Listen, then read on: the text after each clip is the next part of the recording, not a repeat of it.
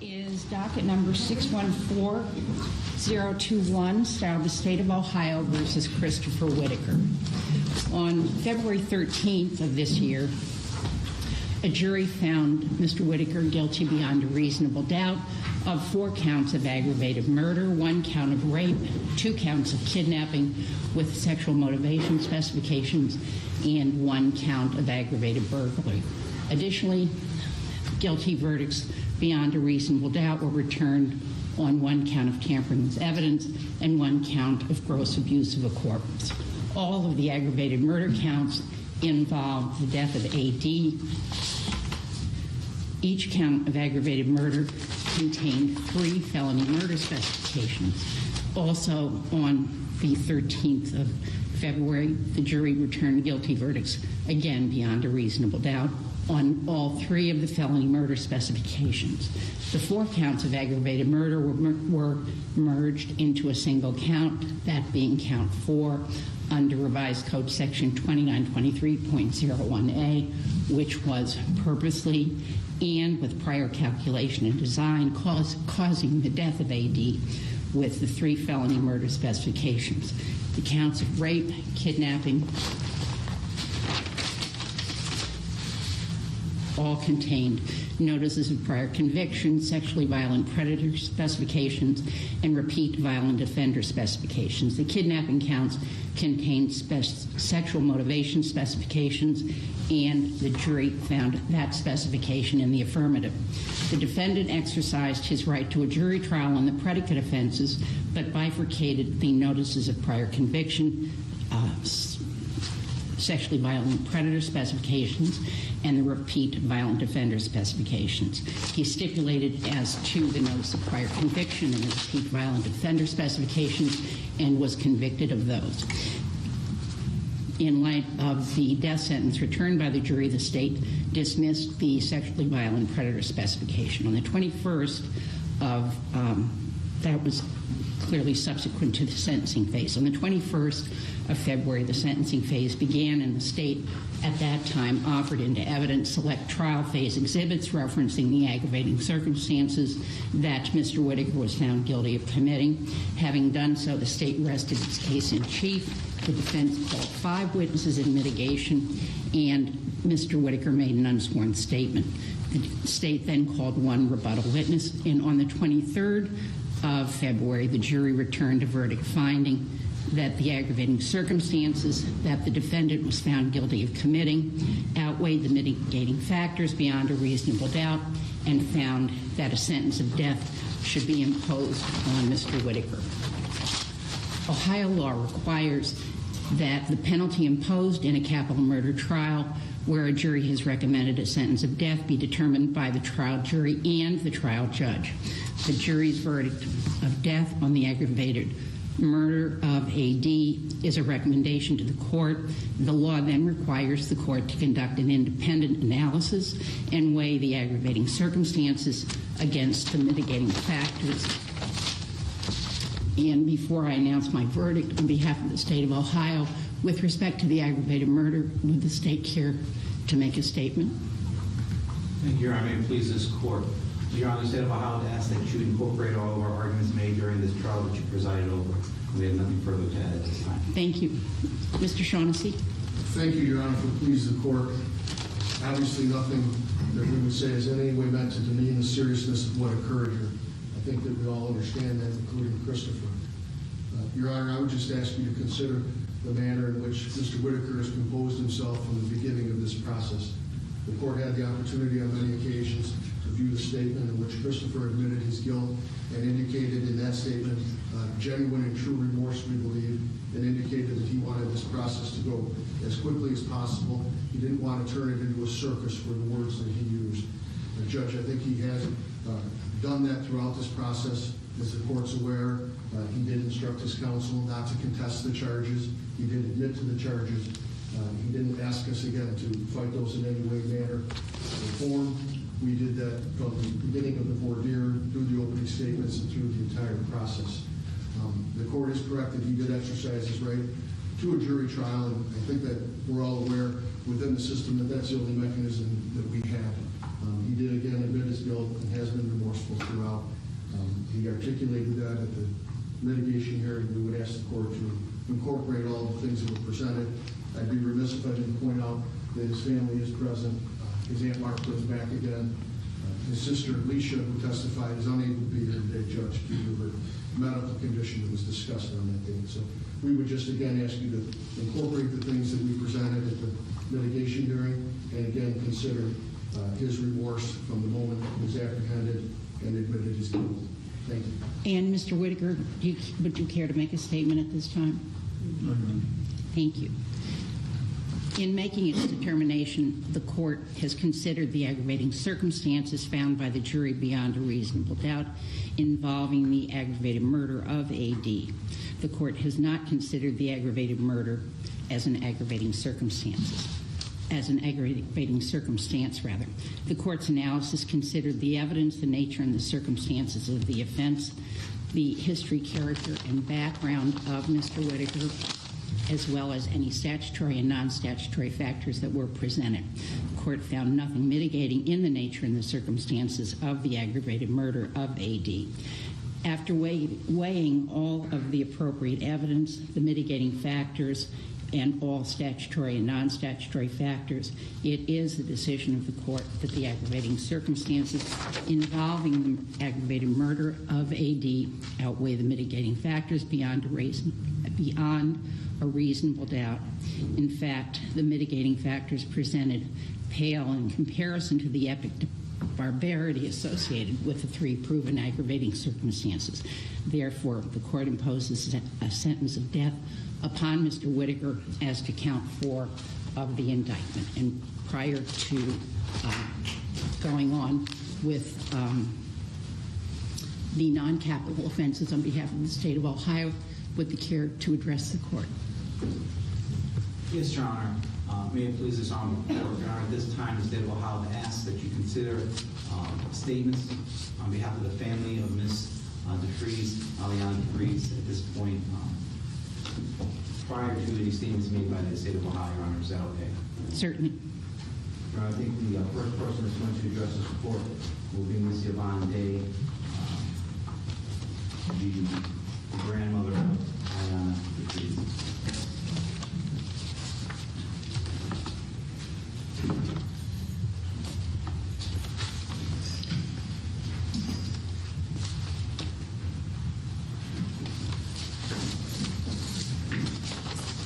Good morning, Ms. Day. I'm sorry for your loss.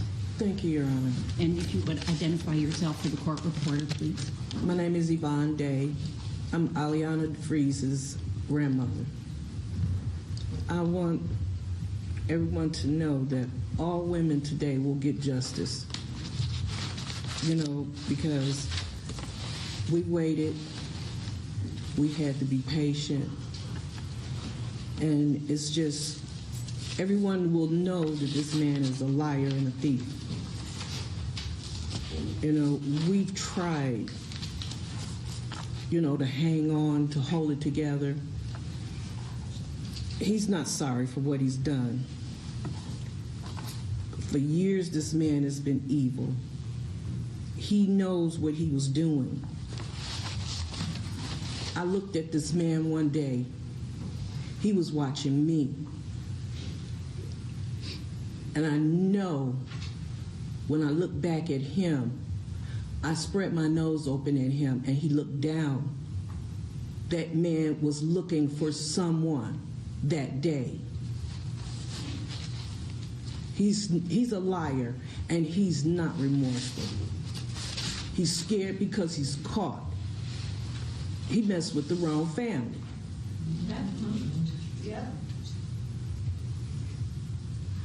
I can't imagine, you know, we all live in fear. Every day we pray we come home safe. And now our kids are dying because this man was thinking of himself. He didn't help society. He preyed on the weak. I can't yet forgive him because he watched me. She's my first grandchild. my mother's first great-grand. He took her from her brother. He didn't care what he was doing. He knew what he was doing. He took his time, and he did this before. He didn't say he was sorry to those other women. He shouldn't have said anything.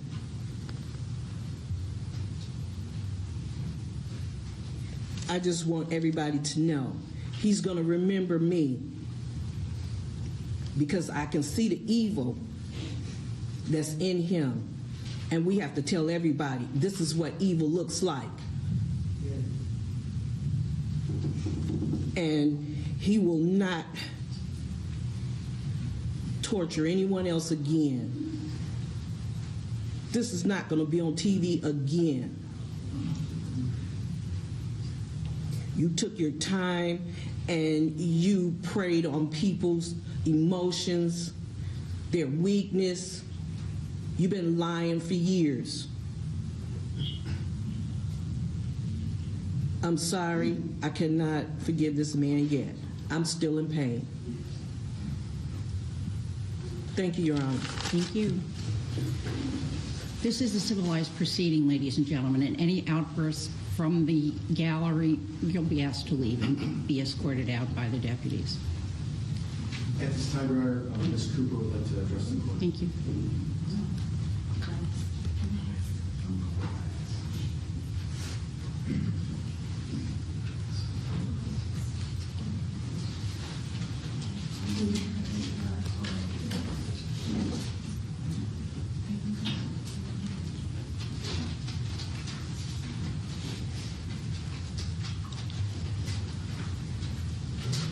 Your Honor, actually, Mrs. DeFreeze is going to address the court this time. Thank you.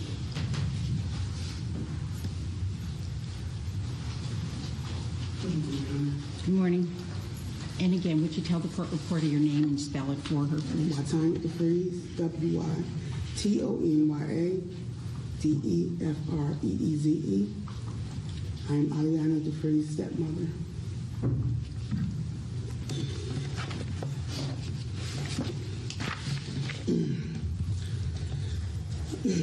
My name is Whitaker DeFreeze. I am Damon DeFreeze's wife and the stepmother to Alianna. This is very hard for me because for 12 out of the 14 years me and my husband been together, Alianna was my baby, and she did not deserve this. She had a beautiful smile that would light up a room. Alianna and I had a special relationship. We did so many things together. She was innocent in every way. Alianna would never get the chance to graduate,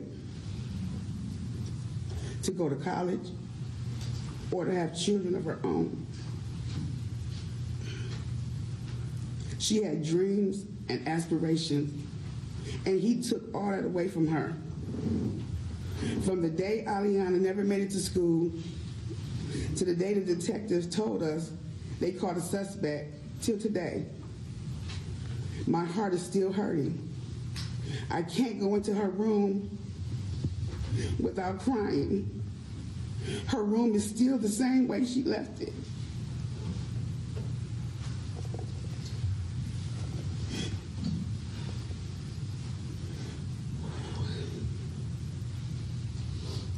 This tragedy has caused me to get very sick, developing congestive heart failure and broken heart syndrome. This tragedy has left our family broken. He snatched the branch off our family tree, and life as we know it will never be the same. I miss Alianna so much, it hurts my soul. I dream of her often. She talks to me in her dreams, in my dreams, knowing that she's at peace.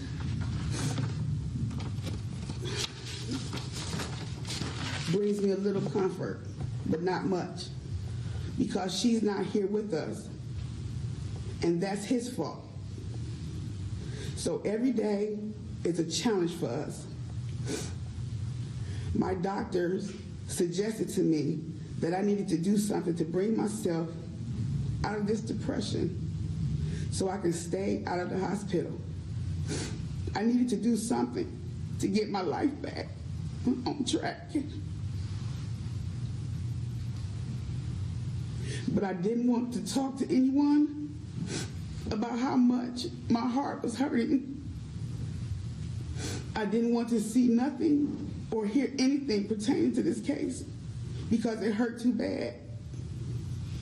So my husband tried to shield me from the news, social media, or anything that would cause me pain and put me back in the hospital. He told me Alianna would not want this for me. So I did what I had to do to stay strong and healthy, not just for me, but for my husband as well. I've always been a strong woman. Nothing could break me. I could take any and everything, so I thought.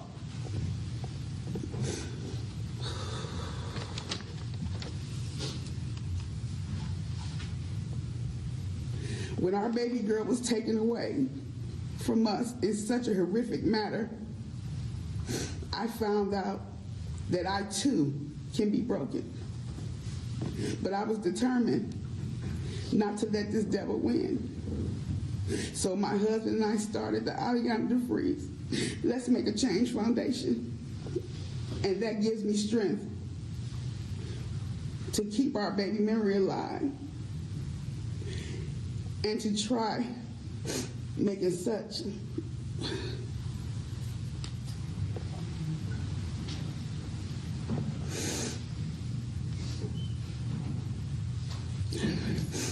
making sure that this doesn't happen to another child or family. My husband told me to pray and ask God to give me strength. I needed to have forgiveness.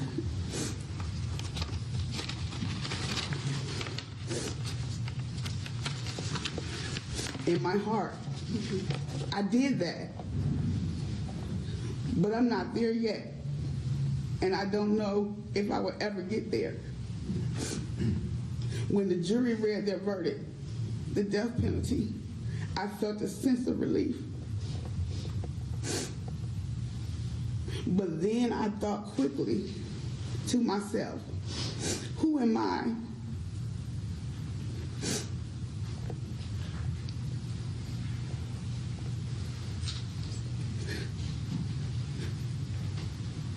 to be relieved about someone being sentenced to death? He took our baby girl away from us, and that an eye for an eye is justice. Death is what he should get. But then I thought to myself, that's too easy. He should sit in prison for the rest of his natural life and think about the hurt and pain he has caused our family. Alianna can't be here with us today, but her voice will ring forever. We would never, ever let anyone forget her. Thank you, Your Honor, for letting me speak on Alianna's behalf. Thank you very much, Mr. DeFreeze. Thank you. We have two more speakers. Go ahead.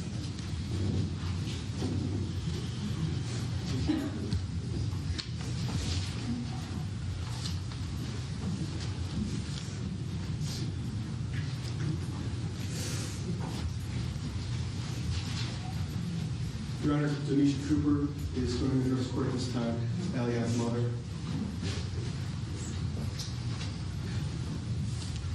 Good morning. Sorry, I didn't hear you. I said good morning. And Ms. Cooper, would you spell your first name for the court reporter, please? Donisha, D-O-N-N-E-S-H-A. Go ahead.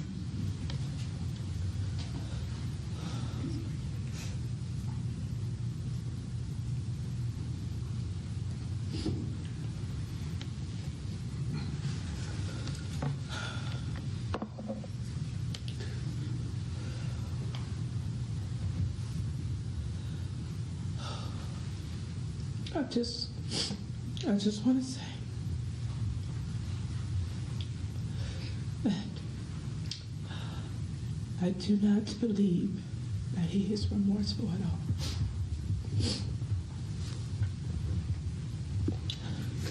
He did not admit his guilt. He gave a reason, an excuse for what he did, and it wasn't even true.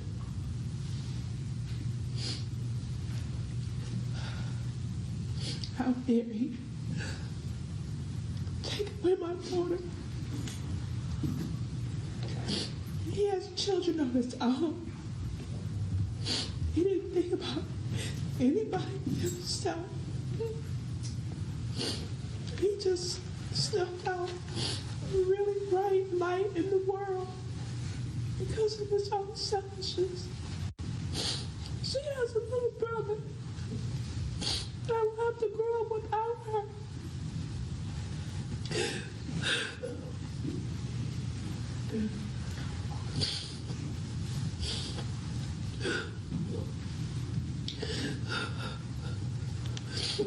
I appreciate the jury for making their judgment and recommendation, but death is too good for him. And I won't believe he has any remorse until he suffers like my daughter suffered. His apology means nothing to me.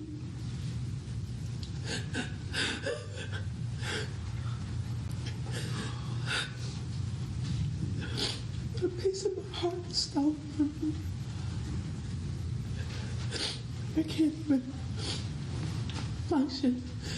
I can't go back to work. I don't even want to leave the house.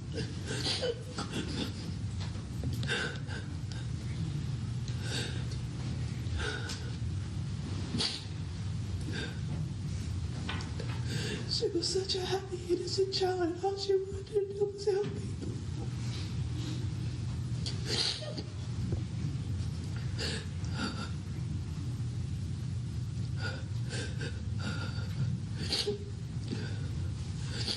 But I will not.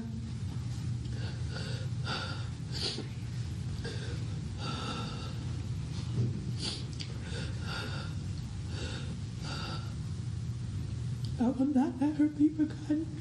I will not let her death be forgotten. And I am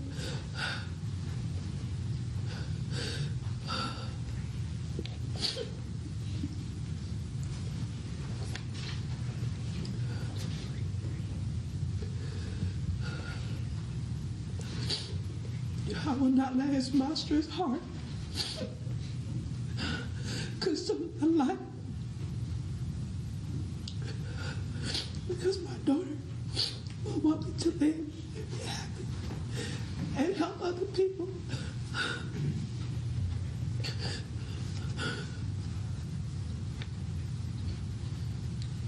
It's my firstborn.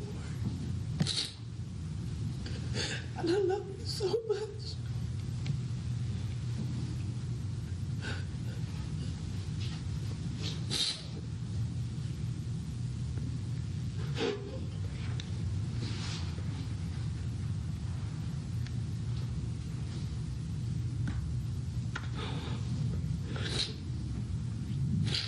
He made it to circus anyway.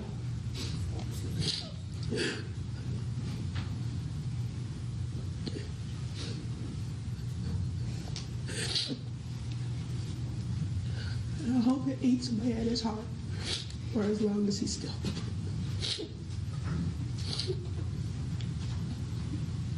She didn't deserve this. Her family didn't deserve this.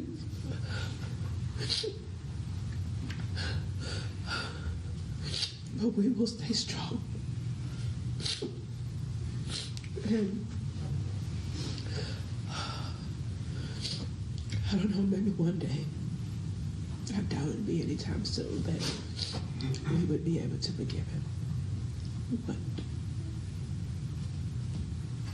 not as so long as he doesn't have any genuine remorse. Thank you, Ms. Cooper.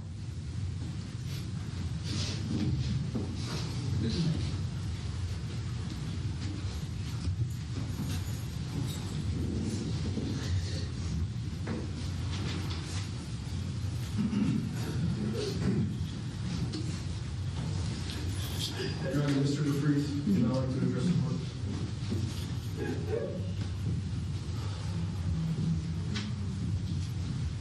Good morning, Your Honor. Morning.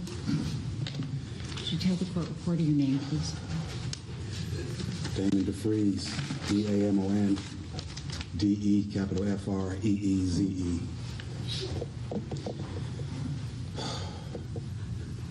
I'd like to read a letter that was prepared by my mother, who was unable to make it here today. Some things define our spirit. Some things define our strength. This statement is going to be all over the place, just like my life has been the past year. I don't hate you. I don't like you. I can even forgive you because you exist.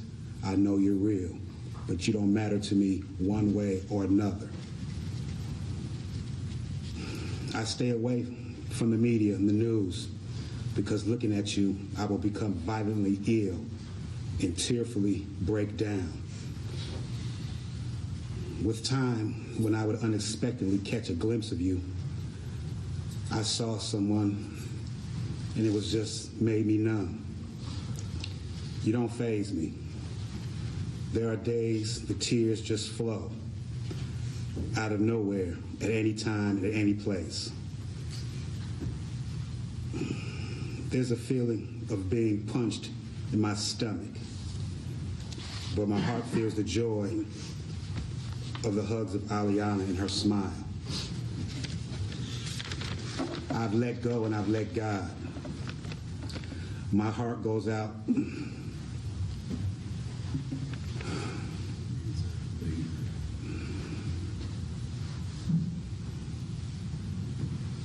My pain goes out to the ongoing pain you have caused everyone, my family, and the pain that you have caused your own. This is Alianna's Gemma. I want to greatly thank the Cleveland Police Department and Ms. Kim Snyder and her frontline organization that endlessly went to the family bringing food and medical medicine day in and day out.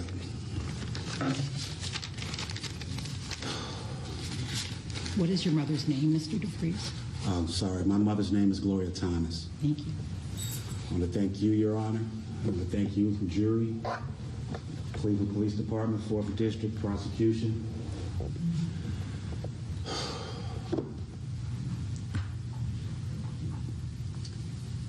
I would like to thank Mayor Annette Blackwell of Maple Heights, who is the chairwoman of the Alianna DeFreeze Let's Make a Change Foundation.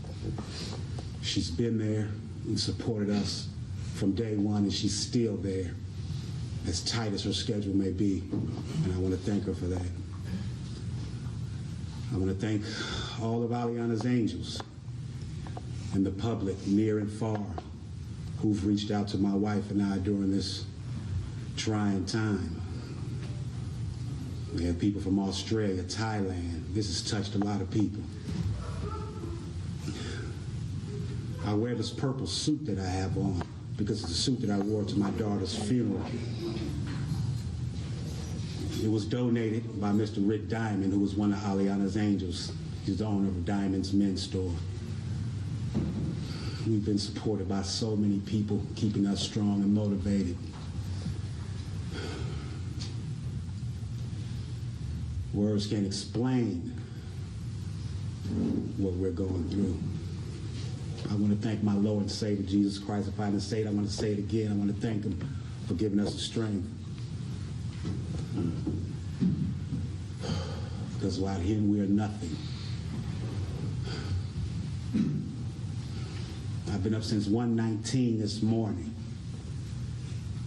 This is how my life has been going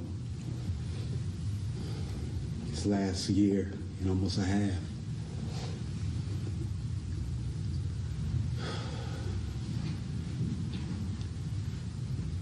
It takes a real monster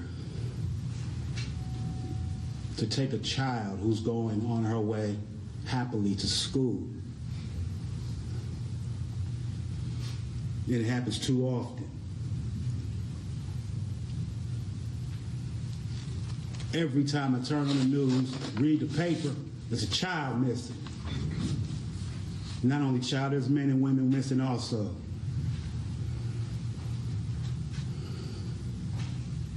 It gets frustrating. And nothing's being done about it. I know the officers you're doing, you can only do so much. The administration at City Hall needs to address these issues like you addressed the renovation of the Q and like you addressed the Republican Convention. Our children mean a lot to us. They might not be your children, but they mean a lot to us. The 93rd is a safe haven for sexual predators like this monster behind me. And you're lucky I'm not the same person I was 25 years ago because there's not enough police in here to stop me. And you need to know that.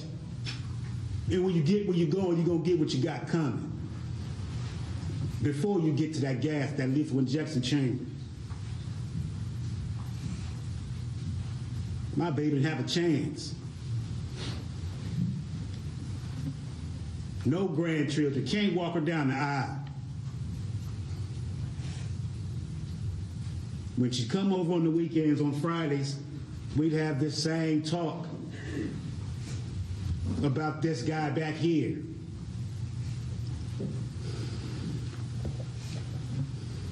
I warned her of guys like that. I warned her of the abandoned buildings. I told her to watch out for these predators. I didn't want her catching 2 buses to school. I stressed that. This is what I get.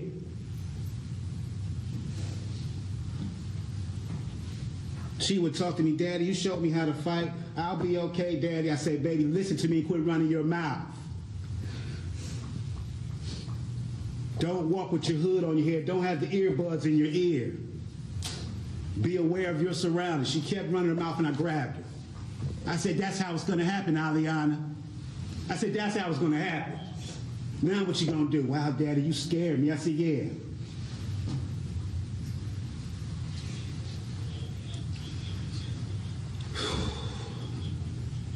Lord, give me strength to continue on with this foundation, to keep my mind right and my spirit right.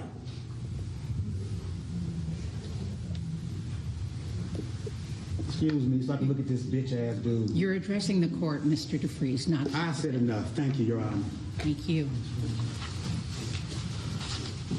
With respect to sentencing as to the non-capital charges, Mr. Aladal? Your Honor, prior to addressing those, if I may, I do have additional letters from the family members I'd like to present to this court. Thank you.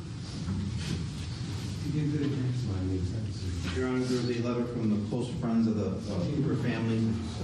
May I approach? Sure. These are neighbors to Ms. DeFreeze, Ms. Alianna DeFreeze, who's been with her throughout her life as she lived with her mom on a day-to-day basis, and these individuals see her on a day-to-day basis. So we want to make sure that you got that letter to be able to review, as well as a letter from Alianna's grandfather, Ricky Stamps. He also wrote a letter to you, again, and also asked permission to approach the bench. Sure. And give you this letter as well. Thank you. Thank you, Your Honor. And at this time, I believe, Your Honor, Mr. Santolli has some remarks to make. Go ahead, Mr. Santolli, and particularly with respect to whether or not the remaining 5 counts are or are not allied offenses of similar import.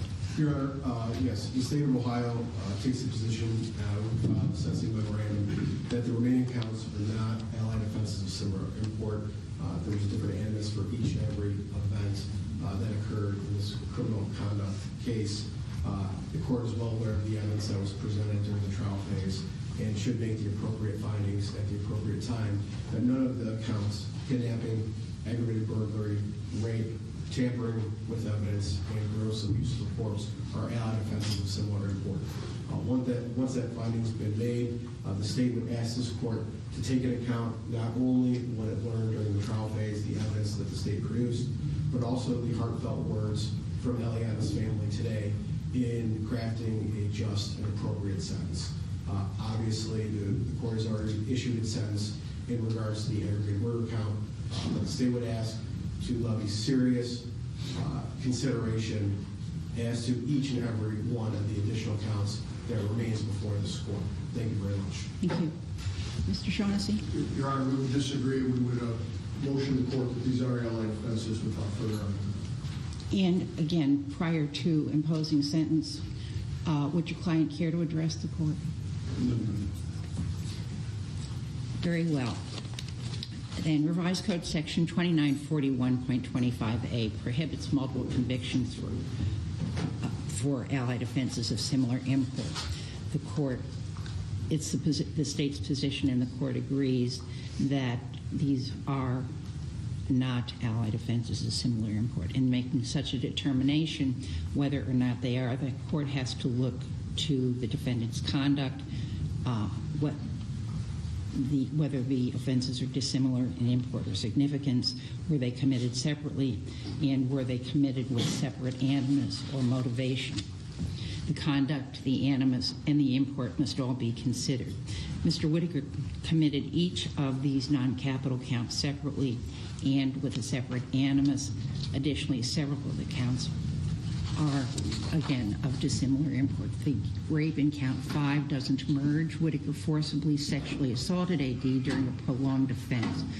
While a kidnapping does not implicitly occur during rape, the kidnapping contained in count 6 and 7 are not merely incidental to the rape.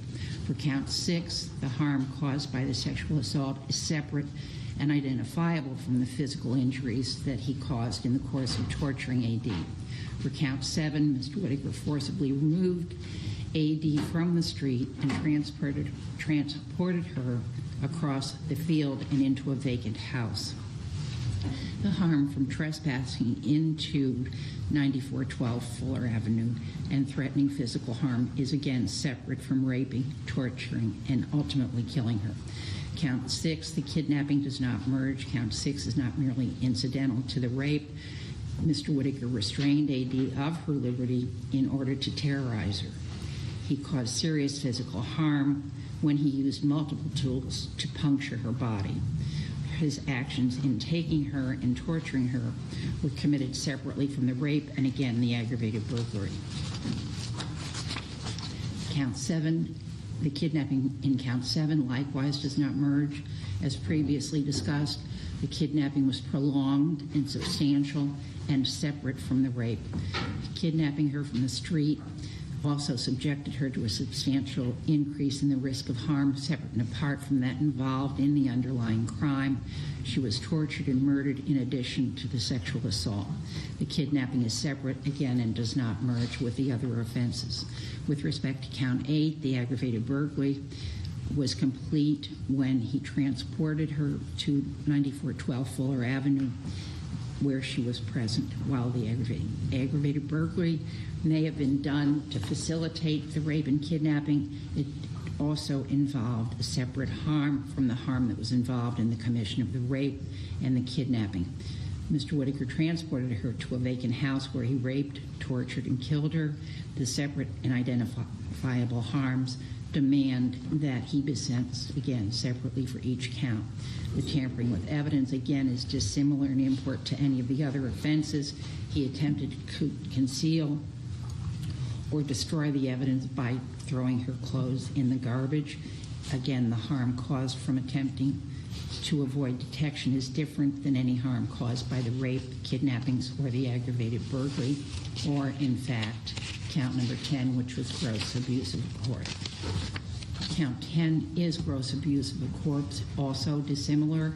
He abused her body by leaving her in an abandoned home without heat or electricity as she bled to death from the injuries that he inflicted.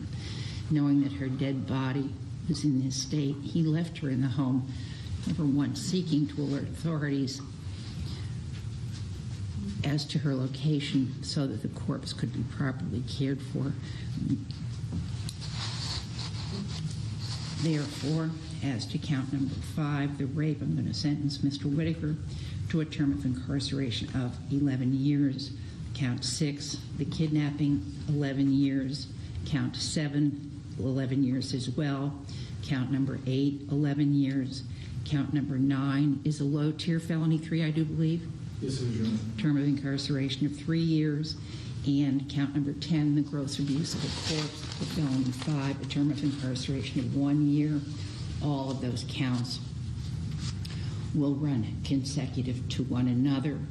The state has urged that the court impose additional 1 to 10 years on the repeat violent offender specifications. The court respects the state's position, but will decline to do that. Having imposed consecutive sentences on Mr. Whitaker, Revised Code Section 2929.11a states that the overriding purposes of felony sentencing are to protect the public from future crime and others, and to punish the offender using the minimum sanctions that the court determines will accomplish these purposes without imposing unnecessary burdens on the state or local governmental resources. And in order to achieve these purposes, the court is required to consider the need for incapacitating the offender, deterring the offender and others from future crime, rehabilitating the offender, and making restitution to the victim of the offense, the public, or both. The sentence imposed must not demean the seriousness of the defendant's conduct as well as its impact on the victim. 2929.11b indicates that the sentence must also be consistent with sentences imposed for serious crimes committed by similar offenders, and in order to comply with the purposes of the Ohio felony sentencing laws and to avoid demeaning the seriousness of the conduct, the state would submit, and the court agrees, that the defendant should be and is in fact sentenced on the non-capital crimes to consecutive sentence. 2929.12 also directs the court to the different factors relating to the seriousness of an offender's conduct as well as the likelihood of recidivism. A review of the factors supports nothing less than the maximum consecutive sentences for each one of those non-capital offenses. It goes without saying that the offenses that Mr. Whitaker committed are, in fact, the worst form of each offense. By abducting A.D., raping and torturing her over a prolonged period of time, I do believe and have indicated that his actions do warrant the most serious penalties available. When the legislature amended the Ohio sentencing laws, they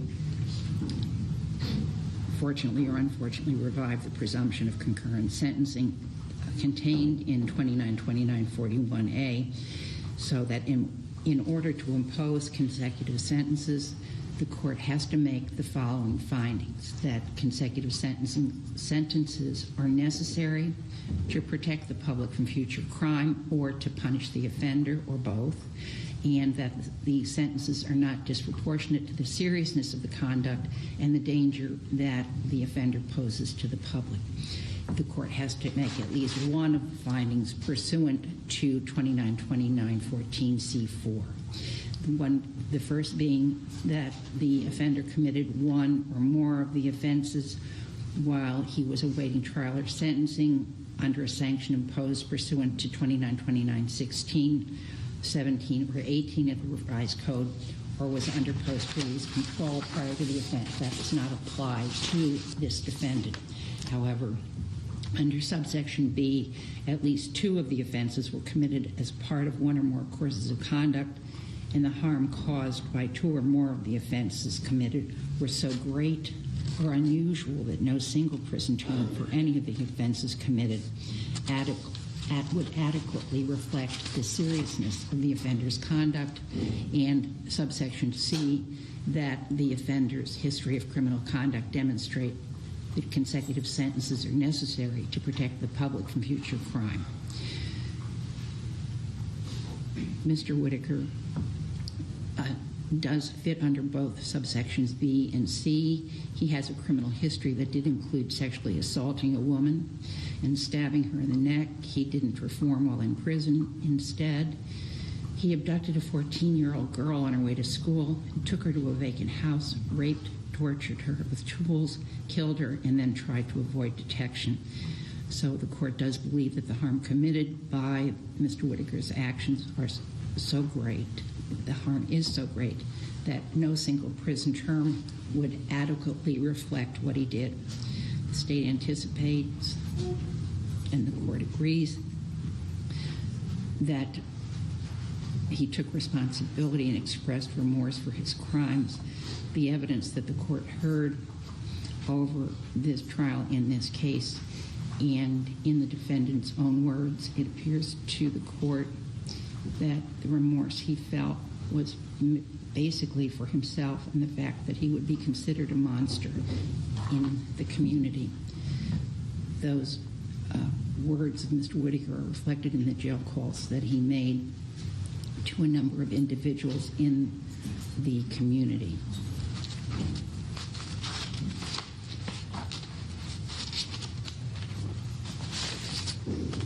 So, having sentenced Mr. Whitaker to death on the aggravated murder with the felony murder specifications, maximum and consecutive sentences, I do have, and prior to coming out here, I had counsel provide the form explaining the duties of Mr. Whitaker, who is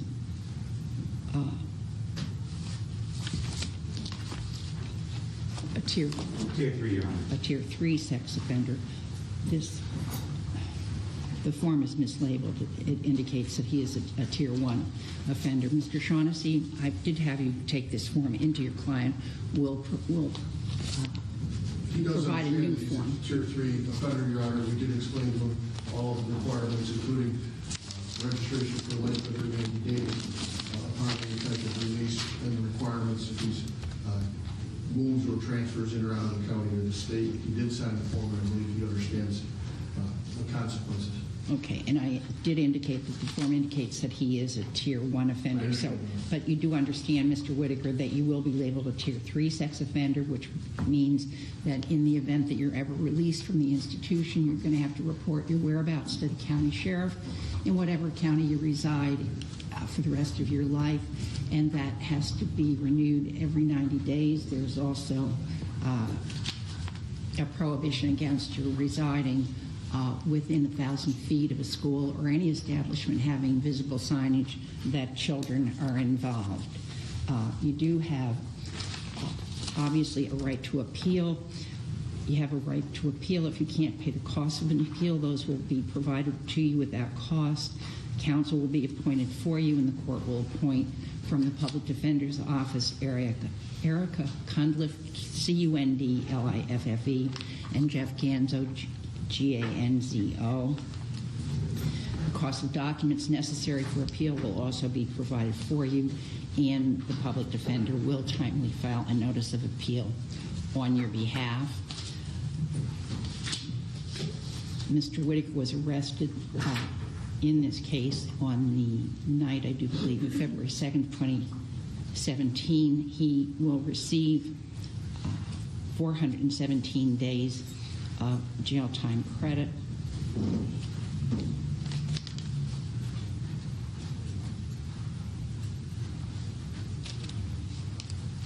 And I do believe that that concludes the proceedings this morning.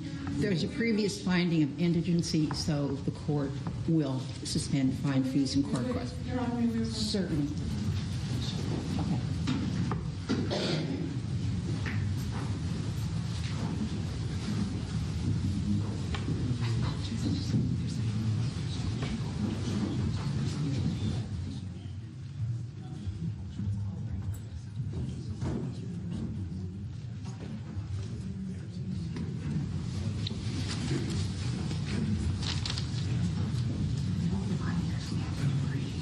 Right. And I did neglect to mention that in the event that Mr. Whitaker would be released on any of those non-capital offenses, the felony ones carry mandatory term of post-release control of 5 years. the felony 5 and the low-tier felony 3 years of discretionary post-release control. If you were to violate any of the conditions attached to post-release control, you could be reincarcerated on an escape charge and or re-indicted for half of an original sentence. All rise. Thank you. Detective, good afternoon.